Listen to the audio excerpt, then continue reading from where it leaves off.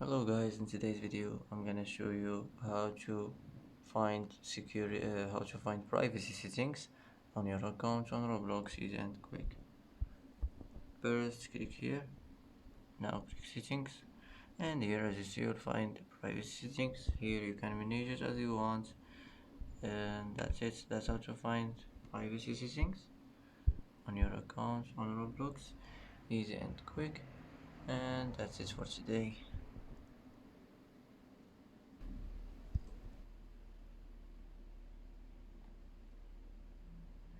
And that's it for today's video. If you like this video, don't forget to like and don't forget to subscribe. I hope this video is helpful for you, and thanks for watching until the end, and see you in the next video.